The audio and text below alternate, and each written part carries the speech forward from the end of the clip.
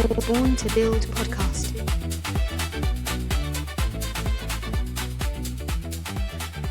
Welcome to Born to Build, conversations with the builders, founders, and pioneers driving change from the ground up, giving you the tools to build and grow your business.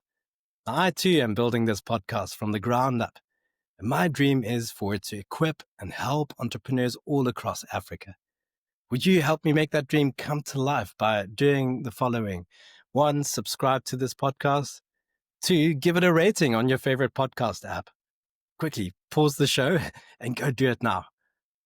Okay, thanks. That's super helpful to get the word out. Now, the last thing, share this podcast with someone you think could benefit from it too. But now, without any further ado, over to today's episode. My name is Sam, and today I'm joined by Lisa Aspeling, a serial entrepreneur, marketing strategist, and experience creator. She's the founder of Anago Marketing, the Murder Mystery Guide, Flower Cafe, and the brand new Founders Cafe, a mouthful. Wow. She blends strategy, story, and bold ideas to help brands and founders stand out. Lisa, welcome to the show. So great to have you. Thank you, Sam. It is delightful to be here. I'm not often on the interviewee side. I'm often on the other side in your seat. So I'm really looking forward to, I suppose, developing a bit more empathy for people who are in the hot seat. Great. Wonderful. So, like I said it earlier before I hit the record button, you are truly a serial entrepreneur, and it was really hard to even start figuring out what do we talk about in this podcast? What do we focus on? But I think we'll try and touch a little bit on everything. But let's start off from your early days. Right now, you're a founder, strategist, you're a creator. What early experiences really shaped your obsession with story and brand? That is such a great question. So I think probably the biggest part of the answer to that question goes back to my family and my upbringing. I'm very grateful to be part of a family with a culture of storytelling. And I think a really significant time where I realized how into storytelling my family really is from when I must have been about 7 years old or something like that, maybe 7 or 8 or 9. And my uncle had his wife and several kids, and they decided to move to Zimbabwe. So in this strange interim time, the family had gone, but he had to stay behind and wrap things up. So he moved into our home, and I had to give up my room. And so I moved into my sister's room so he could have somewhere to stay. And he is just the most fantastic storyteller. We would have dinner together every night, and then we ended up getting into this routine of we'd have candles on the table. Don't know why. I mean, there was electricity. We hadn't run out of electricity or anything. There'd be candles on the table. I distinctly remember having oranges for dessert, and then we'd each use our orange peels and spray the orange oil, that sort of citrus oil, into the flame, which made it crackle. And while we sort of were entertaining ourselves with that, my uncle would just tell us the most interesting stories. And then my mom would jump in and tell stories about her childhood. And so we just had this, constant storytelling theme running through a lot of our time together as family. And I think that really formed a strong basis, along with my mom, who's a listening and language teacher. She understood the power of reading. And so I was really into reading as a child. We went to the library often. I devoured a lot of books, and obviously books are just stories, right? So I think I'm really grateful for that, not only just that family culture of telling stories and honing your storytelling skills as well, because they aren't all innate. You have to practice the reading. And then something that my sister and I laugh about now, it was not so funny at the time, but my dad also, as we were growing up, he would start to show us quite obviously when he was bored with our story. So if we were telling him something that we thought was amazing, how our day went at school, he'd just start looking off into the distance and disengaging. Like as in, I'm super bored, you can stop now. Of course. He was just like, I'm not going to pretend I'm interested in this very boring story. And so while we were offended when it used to happen, we actually, when we chat together, we describe how grateful we are, because part of good storytelling is reading your audience's reaction and pivoting. If you're not doing a good job, you have to pivot. So as much as he was maybe not the kindest in those moments, it was so educational. And so, yeah, I think those three elements together have been, yeah, super. Beautiful. Yeah, no, I'm super glad that my family, my own kids, we take them to, I say we, it's actually my wife, to be fair. She takes them to the library very often, every week or two. They're avid readers as well, so that's very encouraging for me to hear that's shaped you. But I'm also taking some notes from your mum, who obviously somehow got something right by making you guys be happy about having oranges for dessert. I mean, that's incredible. Like, Listen, it was the 80s, eh? It was the 80s. We sure. weren't, we weren't a really wealthy family. My dad had two jobs. My mom worked, I think, half days when we were small because she understood childhood development. The mom needs to be there. So we're really grateful for that time with her. But, there Mm, wasn't money to give anyone chocolates. I think we had Sweetie Day once a week. So yeah. it's funny how just, there's moments around just how your life's sort of going and the space that you're in just can still be used for, really powerful foundations to be laid. So, I'm really, really grateful. Mm. Let's talk a little bit about Anago and your approach. How do you start with probably quite a messy founder vision that you get presented? How do you get that to a clear brand story and content strategy? So I think a, a lot of business people, founders especially, struggle with clarity, which you would Mm, think they wouldn't because it was your idea to begin with.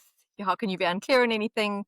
But I think, effective marketing really takes extremely clear messaging. And so I mm, think the starting point is to work out what that messaging should be, because sometimes we start with a product as business owners and we think, oh, I want to make this very cool new thing that, of course, the world needs, but we haven't necessarily thought through our product or the service we're offering or the problem we're solving from the person we're trying to help.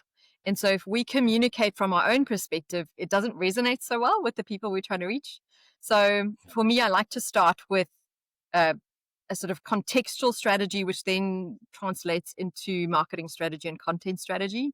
And actually, I just did that this morning with a new client. And okay. it starts with going, what's happening out there? So whether it's the world or your industry, you need to get that macro perspective and often just helping people talk through in a group. So that's another thing that I like to do is I never want to do this by myself because I don't know everything as a marketing person. I only know what I know. Invariably, the person that you're working with knows far more than you know in that industry. So Mm, for me, it's so important to have the team. So I wouldn't even want just the founder. I'd want whoever else right. is in their team, depending on how big their business is. But you want to get that collective input from people who see things very differently. So you want to start with that. What is happening out there? Let's just Mm, define our micro context. Then you also want to ask what's happening in here. So what's happening in our sales context? What's happening in our business? What's happening locally? And then paired with that, you also need to start asking questions around your target market. So, mm, what are their desires? What are their pain points? What is their psychological profile? What's the emotional journey that they go on? And these are a lot of things that when you just have the right questions that you can ask, then understanding your target audience just gets a whole lot easier. So when I then go, what's happening out there? What's happening in here? What's happening in the hearts and minds of the target audience? You kind of jam all of that together. And that then helps you to pull out your key messages. And so why I love key messages is because if you've done them well, and I've actually started using my AI assistants to help with this because they do it in 5 minutes. mm. They do it much better than a human can, much cheaper to partner with them. And I find if you've done your key messages properly, they will resonate with the people you're trying to speak to. They will have a deeper understanding of what's happening in their world so that when you put out a message, it resonates. And that's Mm, kind of what you're wanting, right? You want that resonance. You want that we get you, we understand. And I think as well, another aspect to these conversations that I have with people in business who are in the thick of it, like they can't see the wood for the trees often. And I try to give them my approach, which is not my personal approach. I've learned this from one of the marketing gurus, Donald Miller, who's written a book called Story Brand. And yes. he basically says that story is the basis of everything. Our brain's kind of genre is story, right? We just love story. We're drawn to story. Everything makes sense in story. And the biggest problem that big brands and small brands make is that they position their brand and themselves as the hero of the story, when Mm, in fact, they are not the hero, they are the guide. So examples from Donald Miller include, I don't know if you're a Lord of the Rings fan, Sam. Not a fan, but I've watched the movie. I haven't You read the book. My understand it. my Okay, so my you son has read all the books. okay. So in Lord of the Rings, the hero of the story is Frodo. And Frodo has a problem. He has to get this ring to Mordor and throw it into the volcano so that it is destroyed. So Yeah, that's kind of an element of being the hero that, in a sense, as a brand, you don't want to have that because it means you've got a problem right. that you've got to overcome. What a brand should really be looking at is they want to position themselves as the guide. So you want to be Gandalf Mm, to your right. customers, Frodo, because what qualifies you to be a guide is that you have to care about the hero. So there's got to be some Right. empathy, there's got to be some love there. And you also have to have walked the road before. So what I love about Gandalf, this old wizard, is that he's like 3,000 years old and he knows Middle Earth like the back of his hand. So who would be better, than Gandalf to be the guide? And he also has a relationship with Frodo. He really loves him. He knows him. And so that's how you actually want to think about yourself and your brand in terms of entering the life and the story of your potential customers. So I think those are kind of fundamental paradigms that I like to try and massage in with new clients if they Mm, don't have that understanding. And it's totally fine if they don't, because unless someone tells you, you won't automatically get there yourself. So I think that's for me, yeah, getting clarity, extrapolating some meaning out of the mess. Yeah, and just kind of helping them put themselves in the shoes of their target audience is so key. yeah, love that analogy. The customer is the hero. It's not you. You're not coming to the rescue here. It's you're the guide, guiding them along, solving their pain points, solving their yeah the journey that they're on. Very cool. That was a story brand, hey, the book Story that you brand, yeah, mentioned. So if anyone wants yeah, to read that, I think good yeah, recommendation there. so I good. know Cheryl and my wife read it. I'm keen to read it as well. I read one of Donald Miller's other books. I think it's called How to Run Your Small Business or something like that. And there's actually a That's one of portion his of that newer that ones. I talks about haven't actually read that yet, but yeah, it's in the back of my mind to get there someday. yeah. So one of the chapters is about that journey. Yeah, it's really good. Um, so just in terms of obviously you talk about building strong brands that drive short and long term profits. And what are some non-negotiables for brand strength when obviously for an SME money is tight? What are some non-negotiables? So I think as a start, you need to understand what brand strength is. And brand strength is a combination of trust and desire. So the Mm, strongest brands, you can kind of pick anyone that you really admire, any really big brand that's done well. Chances are that people really trust them and something in yeah. them is just drawn. We're like attracted to these brands and what they're doing and how they're doing it. So that's Mm, really what those two factors. So it's really simple, which is helpful. So if you can work on, as someone who's either starting a business or building a brand or working on all of these things and trying to optimize, you want to look at, are we trustworthy? Are we under promising and over delivering? Or are mm, we over promising and under delivering? Because then you've got a PR nightmare on your hands. I mean, I don't want to start naming and shaming brands, but we all know brands where they've over promised and horribly under delivered, and we resent having to do business with them. So mm, that's in terms of the trust factor, which is totally in your control. It's really about integrity and, again, just fulfilling the promises that you're putting out there. And then in terms of desire, for me, that's often linked with design, so aesthetic. So that's why Apple, I mean, you mentioned earlier that you use, I think, Apple products. There's a reason that people are really drawn to their products. There's a sleekness, there's a strong attention to detail and design and simplicity and things that make the mm, user experience really, really phenomenal compared to other products and brands that are out there. And again, those are things that are in your control. But in terms of that side of things, that's actually harder to get right. That's harder to get really spot on, especially if you've got a very competitive industry that you're in and there's a lot of noise and you're having to stand out. I think that's why you'll find there's big companies that spend millions upon millions on research and design and mm, research and development because they have to keep defining the difference. So that's another thing about marketing. That's just one of the basics is that marketing is mm, firstly memorization. There's a reason that when you pick your slogan, you should probably stick to it because you're trying to get your customers right. or future customers to remember, oh, sunlight liquid, it's dishwashing liquid. Like we know what it is. If they have to keep trying to figure out what you do, you're shooting yourself in the foot. And then the other Right. element of marketing is that it is defining the difference.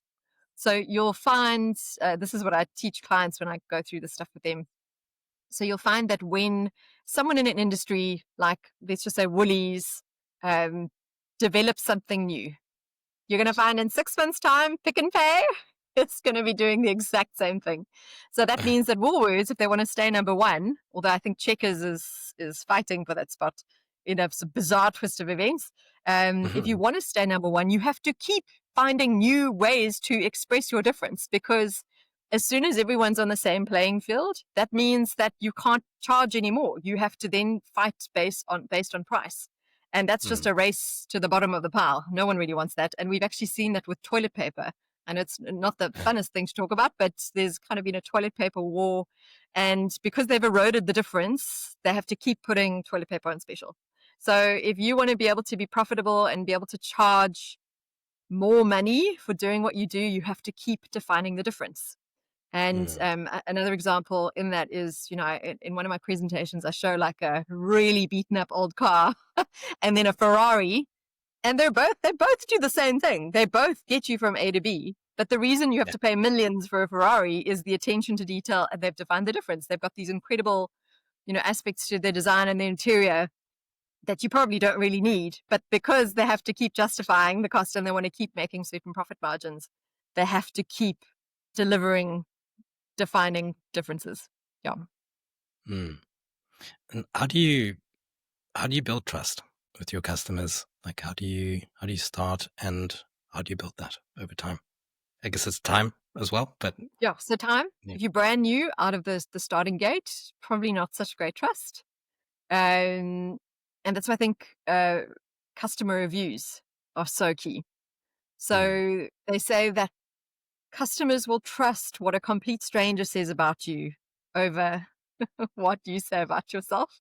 Rightly so, actually. Right. And so I think working on getting customer reviews is so key. And I think what's amazing to me is how few businesses have a process in place where they continue to ask in just their engagement, their automatic processes with customers that just keep not asking for reviews. And it doesn't matter if not everyone gives you one, but even if 10% of your customers give you a review, that's really, really key. So Google reviews, Facebook reviews, anything that you can legitimize your brand and your service offerings and give people that sense of security. Because if you're going to spend 5,000, 10,000, 20,000, again, it depends on what you're selling, you need to have other people signing off on your legitimacy and your trustworthiness and your ability to deliver what you say you deliver. So that's kind of like the starting point. And then it's like you said, time in the saddle. Are you a fly by night? Are you going to be here for 6 months and then run away? Are you going to be here for 10 years, 20 years? So I think all of those things have to be in place. And then even your founder, does your founder have a reputation? Do you need to build that reputation? I mean, there's a reason we trust whatever company Elon Musk, or trust and don't trust depending on who you are. But, if Elon Musk launches a company, we probably are going to pay attention. We might not be able to afford to buy a Tesla or whatever, but because of who he is and the maverick that he is, it's going to definitely immediately appeal to some people and be an endorsement in and of itself. Yeah. I think it was your website or your LinkedIn, you emphasize scroll-stopping, story-driven formats. So what makes a piece of content, stop the thumb from scrolling and start a conversation? So our brains scan the environment for outliers. If you ask somebody who was walking down the street on their way to the shops, do you remember a man with dark hair in a leather jacket and white shoes? I mean, probably not. But if you said, do you remember the man wearing a chicken suit and blowing a vuvuzela? You're probably going to remember that. So I think a real key to stopping the scroll is breaking the script. Our brains kind of wake up and pay attention anytime someone breaks the script. So you can even apply it to conversation. It works the same. If you say, how are you? And the person says, I'm fine. Your brain's not going to wake up and commit more energy to that interaction because it's more of the same. But if someone gives you a really weird, wild, interesting answer, you absolutely are going to be far more engaged. And it's the same for stories and content and whatever you're rolling out is if you just do what everyone else is doing and you don't have any new twist in it or any new angle, then there is no reason for people to pay attention to it. So I think powerful hooks in terms of your wording, like what words you're using in your caption, or if it's a video, for example, someone's doing a 2-camera video, like what is your opening line for that? Are you going to say what you think everyone should say in those moments, or are you going to take a risk and say something more interesting? And then the other way to get attention is to start with problems. So again, this isn't my bright idea. This is Donald Miller. And he says if he's ever doing public speaking, he starts with identifying the problem that everyone has in the room. And immediately, he doesn't introduce himself, which is what everyone else does.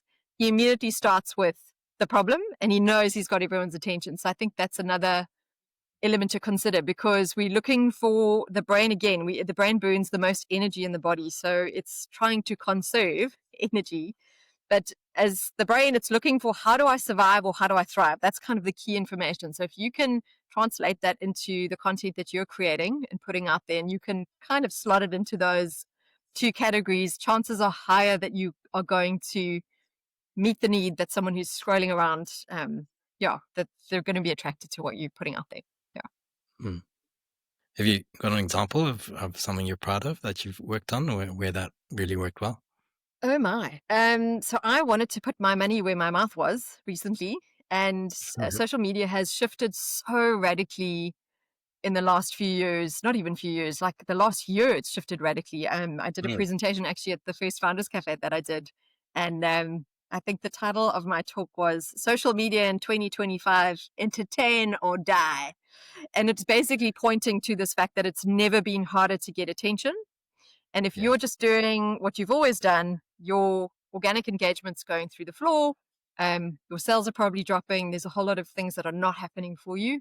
And where I've kind of landed is feeling that it's time to make highly shareable, unique, repeatable formats of content for social media. And so in this presentation, I gave a few examples. So there's an incredible comedian whose name is escaping me. She is an Australian lady. Oh man, I can't remember her name. I'm sure someone who watches this will be able to put it in the comments. Really, really funny. And her format that she kind of started and she just owns, and it's gotten her I think she's got 9.4 million followers on Instagram. And her format is that she'll go and grab like a model's bit of content, which is normally dressed quite scantily and doing something like just trying really hard to be sexy. So she gets that piece of content, it plays, and then she stitches in herself replicating the content, but she is not a model. She's not tall and skinny.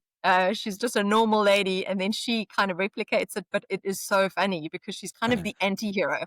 So she's really poking fun at this culture of, trying to portray yourself as really perfect and amazing. And so she's just built this following because she does these really hilarious videos, and it's a highly unique, repeatable format, and it's really shareable. And so I show people that. And then there's a comedian in the UK who dresses like a 1930s movie star. So he's got the little pencil thin moustache, his hair's coiffed. He has a purple smoking jacket on. And he literally wanders the streets in whatever city he's in. And there's someone behind him filming him just on one phone. He's got a wireless mic on. And all he does is greet people and compliment them in the streets. And so really easy to replicate. It's such a cheap format.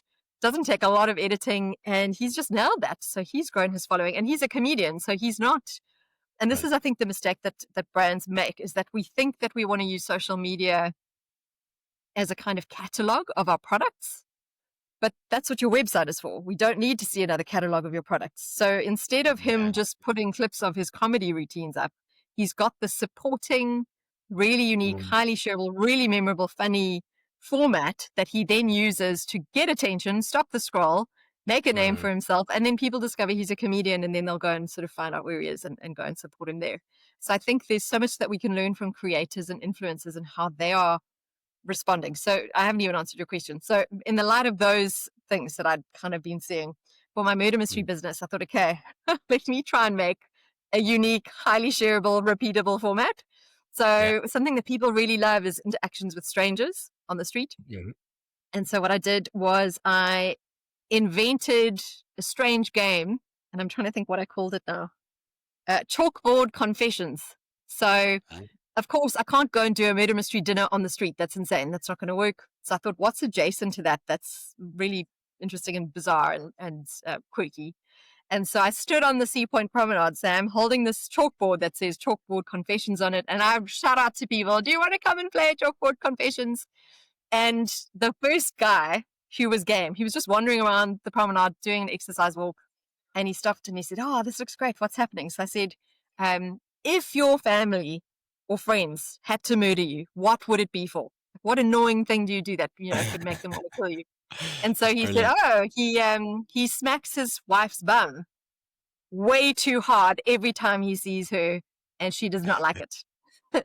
So he tells the story, I write down his confession on the board, and then I said, here's a chalk outline, you now have to line it as if you've been murdered, and we'll take a photo. And so quite funnily enough, he had bought Ray-Bans that were filming me. So he went live on his Instagram in this interaction, and then I kind of found him afterwards and edited it. But so we got into lie down, we take the photos, then a complete stranger who's on his own walk comes running over, poses as if it's like a hunting kill in front of the camera, and then smacked his bum and ran away. And he hadn't heard the interaction. So it was so funny. It was just like I couldn't have planned that. It was so great. Yeah. So that was me kind of putting my money where my mouth was and just going and trying something. And I think there's a lesson there for us, is that you've got to experiment. You can have an idea and the confidence that something will work, but until you actually go and try it and see what happens, you won't know. So that is my encouragement, is take the risk, have a content strategy session, and figure out what's going to work, what's going to resonate with your audience, and be highly shareable. So what would your family murder you for? Ooh, that is a good question. Well, I don't stay with them anymore, but when I was a teenager, I got known for finishing the toilet roll and not replacing it. That used to drive my mother crazy. So I'd probably be found murdered with empty toilet rolls left around my body. Wow. Okay. Well, on that note, I'd probably be murdered for being in the toilet for too long. Okay, toilet related. There we go. Yeah. Okay, before we go any further down that road, let's talk about the performance aspect, though, because you bring that a lot into brand moments. How do you do that? How do you perform? How do you transform these performance techniques into marketing without it feeling also too cheesy, and too fake, I guess? Yes, I think that's such an interesting question, because part of what we want to create is actually authentic. So that's become very important to people.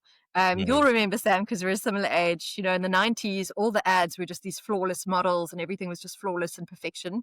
And then there was kind of a swing into, we know that's not real. We want to see what's real. So we've all swung into that place of authenticity. So while performance can be helpful, authenticity right now is doing really, really well. So we don't necessarily always want, especially on social media, we don't necessarily want to see the airbrush model. We want to see the founder at their desk sweating it out, or, whatever. We want to see the behind the scenes things, which is the authenticity. But I think there is room for performance if you've thought it through in a way that then resonates with your own brand. So it's got to be in step with your brand. Otherwise, it's not going to resonate at all, and you'll be working against yourself. But I think an element of performance that maybe is relatable to most people and most brands would be play. So playfulness is breaking the script. And that's why we like it, because it shocks our brain out of, the status quo. And I can tell you about, I'm doing some work for a wine brand at the moment. And we went through this process of content strategy, and where they were at the time of me joining the team that was working on it was their social media posts were basically all adverts. Like, here is our wine, buy it now. And of course, nobody cares about that. That's just me focused. It doesn't resonate with anyone. It's just an advert. That's not going to stop the scroll. And so we were talking about, what are content formats, or what are stories we can tell, or attention grabbing moments that we can create that will help people to pay attention to this brand, which, let's be honest, was not getting any attention with what they were doing. And so an idea that I came up with for them, I won't say the wine brand name, but there's a letter in the brand that in another language is pronounced in a very specific way that's not the same way that you pronounce it in English. And so I came Okay. up with this concept for them, which we haven't executed yet, but I can't wait to see it executed. So we would have someone in our target market, a random person, doesn't even have to be an influencer. They would walk into like a liquor store, filming on their phone, and I want them to ask the assistants, can you show me where the insert brand name, but with a funny pronunciation, using another Right. language's pronunciation of that letter? Can you show me where that is? And the idea would be to see how many times and how many people you have to ask before someone will correct you. Like, that's not how you say it. So that's just pure entertainment and silliness and Yeah. playfulness. And we're far more likely to watch that than, here's my wine brand, buy it now. It's like no soul, no intrigue, no reason. It's not entertaining. So I think to bear that Wow. in mind, especially for social media, we're there to be educated, we're there to be entertained. So if you're just advertising and putting your catalog of products on, just don't be surprised when people are not engaging with you and are not sharing, because it's not shareable. It's not resonating. Mm. It's not that relevant. So yeah, I think it's to step into your target market's world and to play with them and to have fun. And, technically this video that I've described to you would be a type of performance, but also it's not wouldn't be scripted. It's just playfulness and a little bit of Mm. silliness and, bringing in a lightheartedness that I think we all need. So yeah. Mm. So, shifting gears a little bit, during the pandemic, you helped create and launch a new concept in weeks. I love this story. You kept a business alive in a very difficult time. Can you just tell us that story? Of course. So the client that I'd just started working with, mind you, not long before the pandemic, I'd done their website copy, and then we'd been speaking about doing social media together. And I'd kind of Mhm. started on their social media, and then the pandemic hit. And they are an events and weddings company. And as all of us remember, almost everybody was unable to work in that time. It was Yeah. illegal to gather. It was illegal to carry on with your business, and also humans weren't allowed to be in the same room together, so you couldn't really do a wedding or an event. And so they were really, really stuck. And they had huge. I mean, their monthly rental was just astronomical. So, Sure. imagine you've got mouths to feed, you've got staff that you don't want to let go, you want to look after them, and your rent every month is just this extraordinary amount of money. There was just a lot of pressure. It was a Mhm. very difficult time. And I honestly feel like there was divine inspiration involved. I mean, of course there was. I'd said to the team when we were allowed to meet, I think there was like a limit on how many people we could meet, and we had to be socially distanced. But I said, let's, because everyone was trying masks as well. I don't know if you remember that. Mm. Everyone who Yeah. couldn't do their normal work thought, let's pivot into making masks. And this client did as well, but it wasn't a good fit. It wasn't the right thing. And so I said to their core team, okay, each of us, or each of you, is going to come up with 3 ideas of something that could work, and we're going to get together and we're going to thrash it out and see. And so they brought ideas, and they just nothing was really hitting the spot. And Mm. I really believe it was divine inspiration. I felt like, hey, let's do clay cafe, but with flowers. So if you're in Cape Town, you know what clay cafe is. You basically go in there, you purchase a piece of like blank pottery, and then you get Mm. paint, and you get to paint it however you would like to, and then it gets fired, and then you go and collect it. So that's what we did, because as an events company, they did a lot of work with flowers and florals.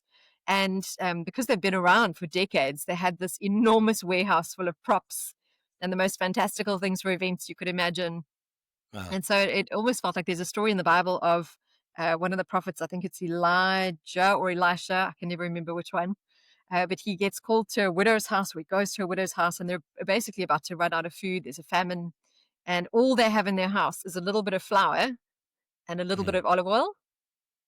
And so he says to the widow, just go and collect every container you can borrow from your neighbors, from your family, and then bring it back, and we'll see what happens. And so he started decanting, or they started decanting the oil that she had, and this oil just didn't run out. So it was a complete miracle, and they were able to Mm. fill all the jars and all the containers that she had borrowed with this oil. And so I kind of felt like it was that sort of moment, but in a modern Wow. situation where we didn't know what to do. It was a type of famine in the pandemic, and Mhm. yeah, it was almost like we were able to use and multiply what we did have. And that little business is now called Flower Cafe. And it's been going for 5 years. We just had the 5th birthday for that. So I'm really, really proud to be a co-founder. I'm not a co-owner, but I am a co-founder of it. And it's just brought so much delight to people. And it survived the wildness of the pandemic, and it continues to just inspire and delight. And it's a really whimsical space. And actually, that's where I go for Founders Cafe. Bizarrely, we host it at Amazing. Flower Cafe. Oh, beautiful. And is that the venue, that the rent that they were paying, is that the space that they repurposed essentially then? So they were in an enormous warehouse, and they dedicated part of it to Flower Cafe, what is now Flower Cafe, but subsequently they have moved. So they're not in that same venue anymore. They're now in Pardon Island. But yeah, it's just a very special space and special people, and it's become a lovely spot for local Cape Townians to go and play with flowers and yeah, be creative together. So yeah, I'm really grateful for that story. It was really special at the time, and it's still very special to me. Amazing. If you're in Cape Town, if you're or visiting Cape Town, go check out Flower Cafe. It sounds amazing. I'll go check it out as well sometime for sure. All right. So if you were building a content engine for a founder-led SME from scratch, what is like the minimum stack or content stack that you need to have? I'm going to disappoint you here, Sam, because there is no cookie cutter answer to that question. It depends on your industry. It depends on mostly your target audience. And you kind of need to follow, firstly, the age-old rule of advertising is you go where your people are. You go where the people you're trying to speak to already are. And so it used to be outdoor advertising because we were all in our cars all the time, and now it's digital. And so you need to take your cue from where your target audience is. So in terms of, are they on Facebook or Instagram or TikTok or YouTube or wherever they are? And then you also need to let those platforms inform the types of content that you make. So yeah, I mean, it's like almost impossible to answer that question definitively. I would say that founders now should strongly consider LinkedIn and building a personal brand on LinkedIn. That's, yeah, the research is showing that that's proving to be really, really effective in terms of building trust for your actual brand. When you show up as the founder and you're kind of hopefully having some thought leading content that you're able to put out there, it's really been helpful. So I'm sorry that there's no perfect answer to that, but it really needs to come down to your content strategy, having those conversations about what's happening out there, what's happening in here, what's happening in the hearts and minds of our target audience, and then you generate a plan based on the answers to those questions. So yeah, I wish there was a simpler answer to that. It's brilliant. No, I mean, like, this would be an extremely boring podcast, I think, if there were all cookie cutter answers to the questions. So I'm really, really glad. So in terms of pitfalls and mistakes and challenges, like what are like some really expensive mistakes that SMEs make with brand and with content, and how do we avoid them? Oh, that's a very good question. I think a big picture answer to that is do not make what you like. You need to understand what is going to appeal to your target market. So that sounds like a very obvious answer, but it's amazing how many people will choose design solutions or platforms or what to make in terms of content because they like it, and it's not necessarily in line with who they're trying to speak to and who they're trying to reach. Another classic mistake is focusing on features instead of benefits. So it's kind of that old school thinking of, this is my wine brand, buy it. It's like, well, there's a lot of reasons that people buy things, and not all of them, most of them don't have to do with the technical details of your product. So there will be a certain percentage of your audience that is more technically minded, and they probably skip past all the story elements to go down to the features, especially a technical product. So there is, but that's a small percentage. The rest of us are very emotionally driven. We're going to buy products and choose to align ourselves with brands where there's a resonance, and when there's a sense that we belong together, there's an affinity, there's a sense of community, there's a sense of understanding, and then all the trust and desire stuff that we spoke about already. But yeah, so I'd say focusing on the features instead of the benefits, because I'm not super technically minded. So I certainly wouldn't be drawn to the specs that I probably don't even understand. Yeah. And then also, like I've mentioned already, posting on social media like it's a catalog. If we wanted to see a catalog, we would go to your website. So that's Right. something that you can avoid spending thousands and thousands on, and spending years chasing down things and wondering why they're not working. Mm. So I would say, those are big issues. In terms of what you name your company or your brand, it's not really that important. I think the word Google explains that. Google's not even a word, and True. it's become $1 billion company. So I think people It's sometimes get become very stuck on that. it's become a verb even, hasn't it? It It has become a might even verb. be a verb in the dictionary as well. It's become a verb. But I think, there's way too much energy that goes into what will we name it? It's like, well, I mean, Mm. sure, they can be really terrible names, but probably it's not the big deal that you think it is. Right. Yeah. You recently quoted Mark Cuban on social media, who said, within the next 3 years, there'll be so much AI, in particular AI video, people will not know if what they see or hear is real, which will lead to an explosion of face-to-face engagement, events, and jobs. So what is your take on that? I do not know what Mark Cuban knows. I don't know the people that he knows. I don't know much about his business either. So I'm not in that league by any stretch of the imagination. But what he said there really resonates with me. I think Mm. as we see AI video, especially getting more and more realistic, and it Yeah, becoming more scary. accessible to more people, that means there's going to be more. There's already been a content explosion, but I think it's going to go ballistic. Mm. And I think it's going to be unsettling for people, especially older people Yeah. who struggle to pick up those cues of when something isn't real. But I think for not even just older people, I think everybody is going to be concerned about being deceived. And the one thing Mm. that can't deceive you is standing. Well, yet let's put that proviso in there: is standing in front of a human and being able to touch their flesh Yeah. and look them in the eye and have a conversation. So until the robots start looking like real humans, I think we've got a beautiful little margin here to really lean into in-person things, because we can trust it. But probably in the next 10 years, there'll be robots walking the streets and we won't know if they're humans or robots. But let's not cross that bridge yet.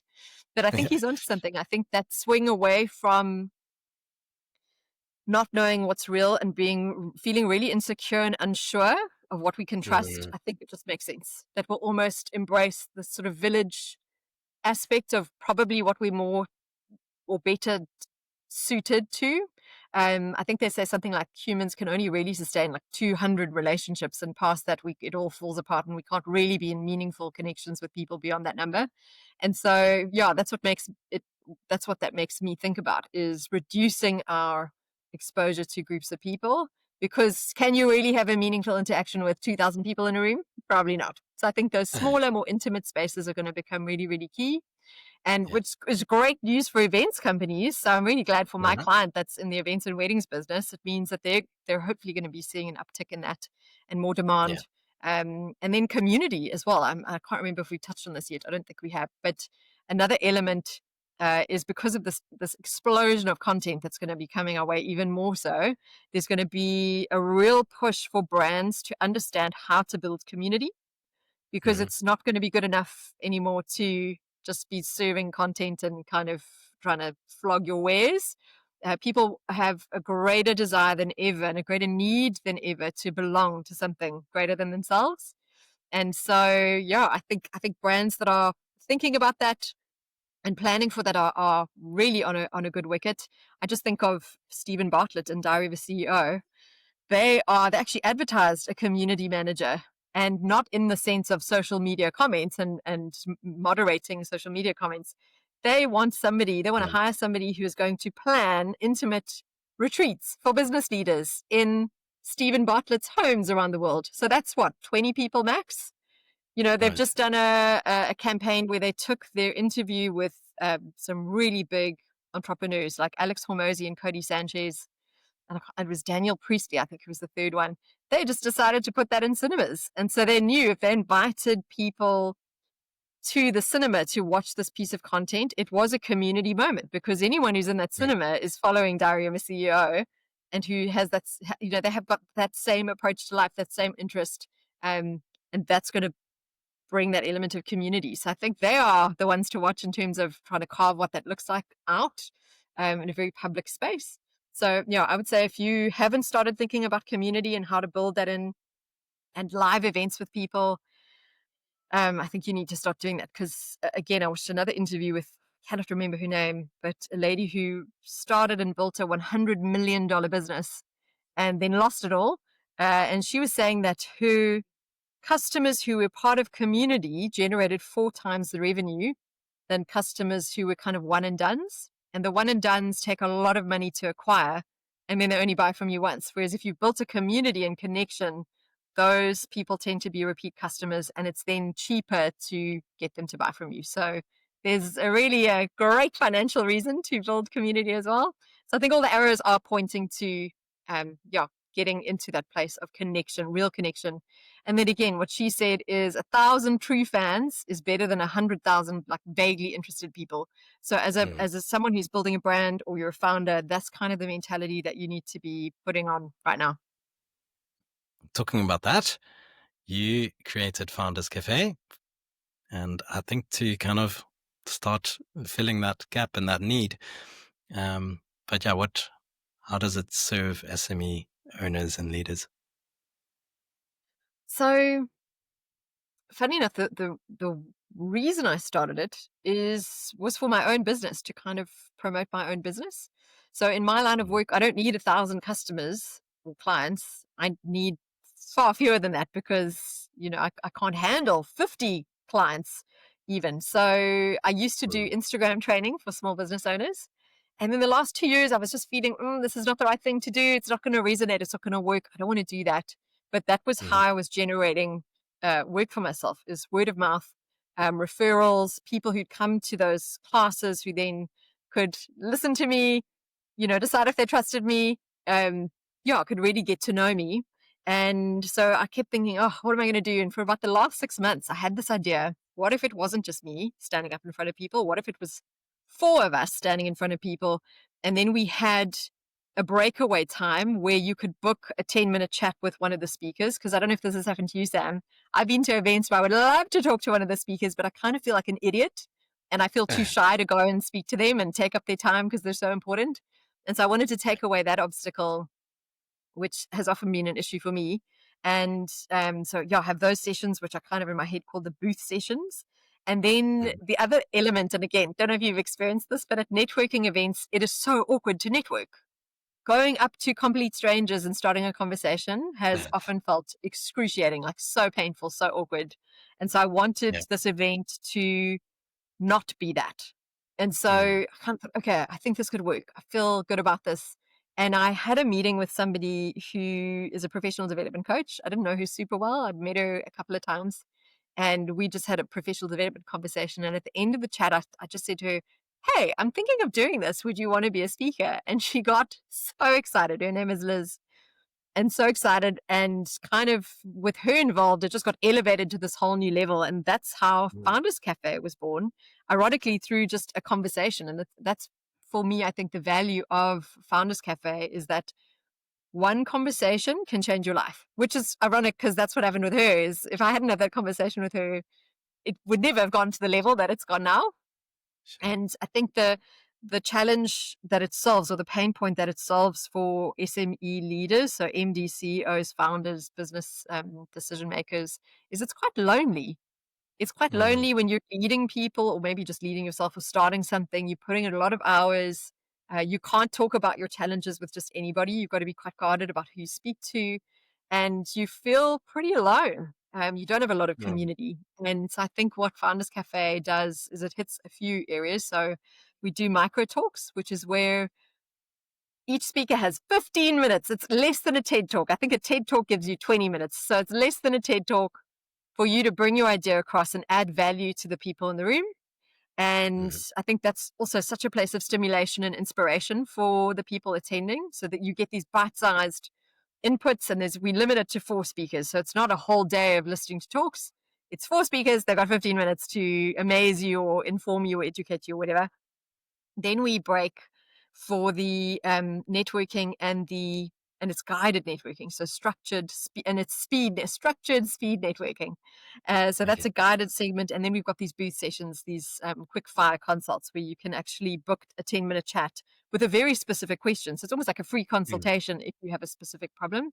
And then, hosting it in Flower Cafe, it's like the least corporate space you could imagine. It's the nice. opposite Yeah. of a boardroom. There's like butterflies off the ceiling and flowers and plants everywhere. There's like a swing that they'd made years ago for Elton John's big party that he had when he was in Cape Town. So there's just all these curious elements, and it really just it lends itself to people connecting and having Mm, conversations that they have permission to have in the setting, whereas it's quite difficult to have the volume of conversations that you want to have and the strategic level of conversation that you want to have in other settings. So it's kind of just binding all of these wonderful things together, and just giving people this opportunity to come together and build community. beautiful. And when's the next event happening? On Saturday, the 15th of November. So we are busy putting that together. Really, really excited for it. Tickets are not actually on sale yet, but if you do want to come to Founders Cafe, you are going to have to check the below. I don't want to give you the wrong URL, Sam, but you'll have to just go and pop onto the I'll website. put it in the show notes. And Yeah. Yeah. there you go. And then you can buy your ticket and join us. It is a lot of fun. And the first one we did, the gift bag, which we actually call a brand showcase. So if you want to introduce your brand to these 60 CEOs and MDs and founders, we managed to put a brand showcase gift bag together with over 3,000 Rand. So super worth coming, even if it's just for the brand Amazing. showcase gift bag. But yeah, it's just really an amazing time together that already has sparked some collaborations and some exciting things for people. Beautiful. Lisa, I want to spend more time chatting with you. I've got so many more questions, but we're running out of time. But to end us off quickly, I like to do rapid fire questions, just some fun questions. You get to answer either or, hire for skill or hire for culture. Hire for skill or hire for culture? I think it depends on the size of your business. I know the cool thing to say is hire for culture, like Gary Vaynerchuk is all like hire for culture. It depends on your size. If you hire for Yeah. culture and you are a really tiny team, they can be the nicest person in the world, but if they can't do the job yet, you don't have runway to afford for them to not be able to do the job. So Yeah. it's so tricky. But I would say if you're small, maybe do a short-term contract hire for skill, and then when you've got Mm. a little bit more runway and a little bit more money to work with, then you can go for culture. I mean, in a perfect world, they've got both, right? Yeah. This is a hypothetical. Uh, Early mornings or late nights? Do you know, I've become an early morning person, not by choice, but Mm. because I've discovered the best time for me to do gym training, like resistance training in the gym, is early morning, because I wake up and immediately get out of bed and there's no time to decide if I want to go or not. It's just this automation. And if it was later in the day, I just feel like I would bail on my gym session. So I've carved out an early morning routine for myself, not because I love them, but because it just makes the most sense at the moment. But yeah, I think there is actually a lot of value to getting up early. But for me, I've become an early morning person. Nice. Done is better or perfect is better? Done is better, 100%. There's no time or space for perfectionism unless you have a benefactor who's a billionaire and who's going to let you craft something that's perfect. Someone once said to me, and I'm not going to get this quote exactly right, but in the context of a video edit, she said, "We're not creating an artwork here. This video is going to do a job, and we don't have time or budget for this to be perfect." So I think that's really helped emphasize for me the value is in get it done, get it out. It's going to be better than delaying and waiting for perfection, which, let's be honest, will probably never come. Good point. Last one, books or podcasts? And no pressure. So I can't remember the last time I read a book cover to cover. So for me, it Right. is very much podcasts, and it's mostly because I like to stack activities. So Mm, I love to put on a podcast while I'm driving or listen to a yes. podcast while I'm doing laundry. So you kind of feel like you're getting more out of your time when you're doing something that you have to do. You don't necessarily want to do, and pairing it with something that you do want to do.